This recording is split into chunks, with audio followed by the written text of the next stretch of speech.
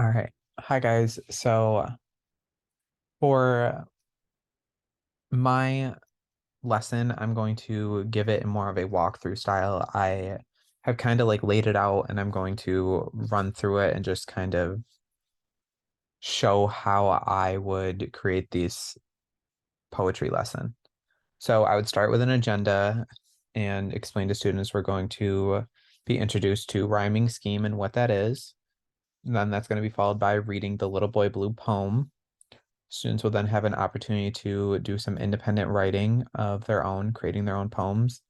And then it will finish it off with some group work where students will work together and reflect and revise their poems with one another. So I would then introduce rhyming scheme. We would go over the different types of rhyming scheme that are listed here. So there's AABB, ABAB, ABBA, and then ABCB.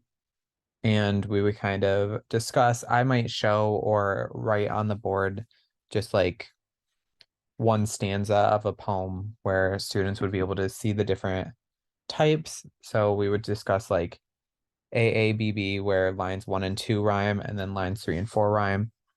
And then that would fall into us looking at the Little Boy Blue poem, where I would read the whole thing through. So I would say the little toy dog is covered with dust, but sturdy and stance he stands.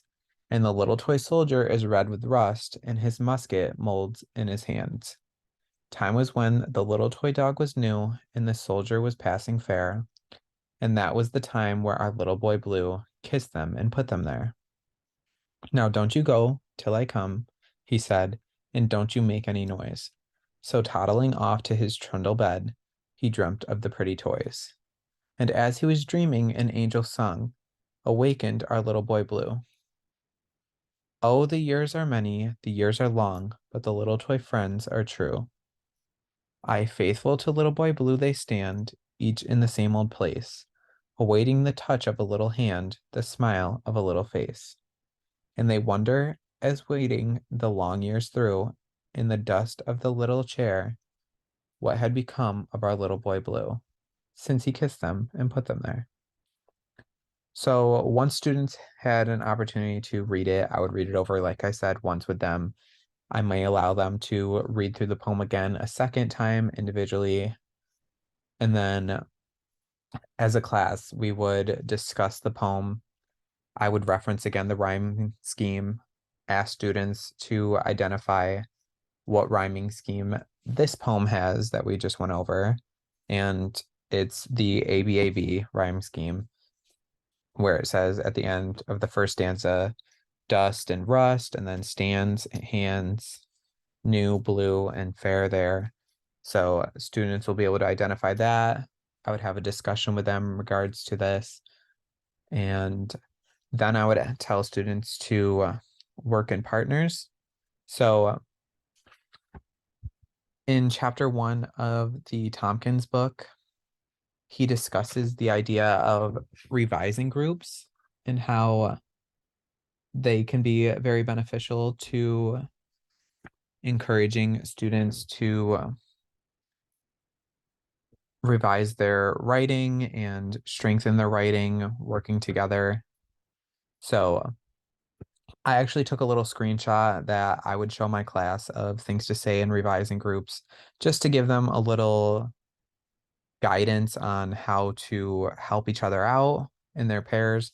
So it talks about one being polite, saying things that won't hurt anyone's feelings, because the goal of working together in these pairs is going to be to motivate students working with one another, not tearing them down or hurting their feelings.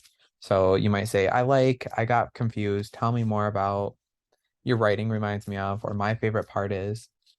And then it says for the second part, these are important things to say about someone's writing. So these could be more or less important with background knowledge for the students. So they might discuss some metaphors they see, the viewpoint of the poem, dialogue, descriptive words, the setting, the sequence, mind pictures, anything like that that can show that the student has very creative and descriptive writing or strong writing is beneficial to point out for students. And then I also created on the side a few of my own questions that I would have my students, if I was structuring this lesson, do just to help strengthen the overall revising groups. I would have students identify the other person's rhyme scheme, ask what do they like about their poem and what could they improve. So working with one another to improve each other's writing is very beneficial. Like I said, it talks about that in Teaching Writing by Tompkins. And that would be my way of incorporating this to strengthen the overall article or the overall writing with my students. And then I believe that would be it. We would get together, we'd be able to discuss this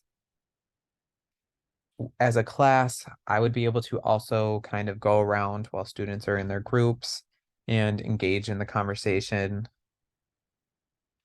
I think that my lesson does a good job of allowing for students to have that form of engagement, writing their own poems and self-expression. I wouldn't really give them a theme that they have to stick with. As long as it's school appropriate, they're more than willing or able to kind of write whatever poem they want and self-express in any way they want.